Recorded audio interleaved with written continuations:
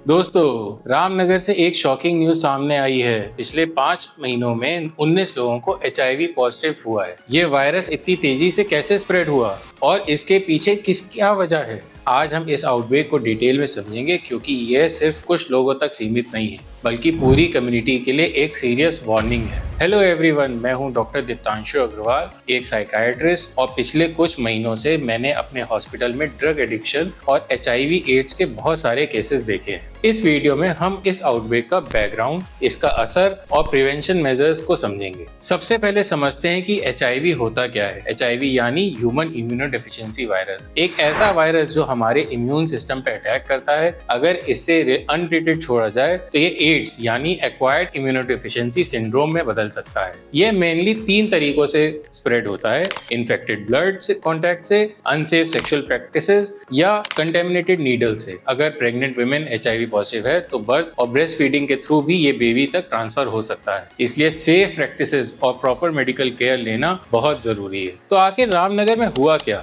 Ramnagar outbreak एक shocking aspect ये है कि कुछ लोग ड्रग एडिक्शन में इन्वॉल्व हो गए हैं, स्पेशली हेरोइन का। जैसे ही एक 17 साल की लड़की ने एडमिट किया कि अपने एडिक्शन को फंड करने के लिए वो रिस्की बिहेवियर्स में इन्वॉल्व हो गई। ड्रग एडिक्शन में नीडल शेयरिंग भी बहुत कॉमन है, जो एचआईवी का स्प्रेड का एक मेजर फैक्टर है। ड्रग्स और अनप्रोटेक्टेड सेक्स को कॉम्बिनेशन ने क्राइसिस को और सीरियस बना दिया है। हेल्थ ऑफिशियल्स जैसे डॉक्टर हरीश चंदन ने इस आउटब्रेक को लेकर गंभीरता से चिंता जताई है, और उनका कहना है कि ये सिर्फ एक हेल्थ का नहीं बल्कि एक सोशल और मेंटल हेल्थ क्राइसिस भी है। एक बार एचआईवी स्प्रेड होने लगे तो इसका असर इन्फेक्टेड लोगों से उनके फैमिलीज, पार्टनर और पूरी कम्युनिटी पे पड़ता है। ये सिर्फ एक पर्सनल इशू नहीं है, बल्कि एक समाज पर इम्पैक्टफुल क्राइसिस और फैमिलीज में इकोनॉमिक और इमोशनल स्ट्रेस भी बढ़ाता है, और स्टिग्मा भी इसके साथ जुड़ता है। इंडिया और दुनिया में पहले भी ऐसे आउटब्रेक्स हो चुके हैं। 2007 में गुजरात में रीयूज सिरिंजेस की वजह से एचआईवी का मेजर आउटब्रेक हुआ था। फिर 2019 में पाकिस्तान के सिंध रीजन में भी एचआईवी में सर्ज आया था, जिसमें मोस्टली बच्चों को इम्पैक्ट किया था। इन केसेस में हमने सीखने को मिलता है कि प्रिवेंशन और अवेयरनेस कितना जरूरी है। आजकल के टाइम में सेफ प्रैक्टिसेस को फॉलो करना और समझना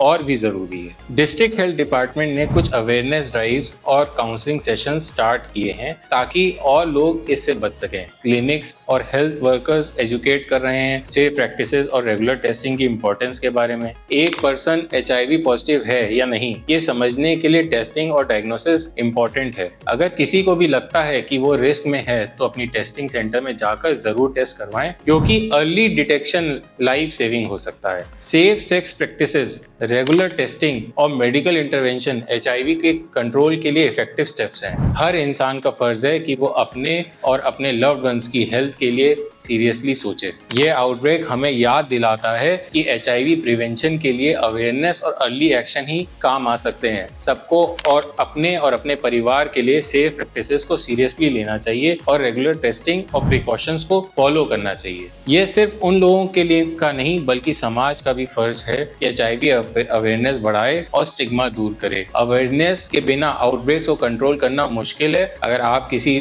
ऐसे व्यक्ति को जानते हैं जो रिस्क में है और हो सकता है या जिसने अवेयरनेस की जरूरत है, तो इस वीडियो को उस व्यक्ति के साथ जरूर शेयर करें। अपने और अपने लव्ड वंस की हेल्थ का ध्यान रखें और रेगुलरली टेस्टिंग करा के अवेयरनेस ड्राइव को सपोर्ट करें। अगर आपके मन में कोई भी एक सवाल है तो कमेंट्स में जरूर लिखिए। हम आपके क्वेश्चंस का जवाब देंगे और कोशिश करेंगे कि और भी अवेयरनेस स्प्रेड करने में आपकी मदद करें।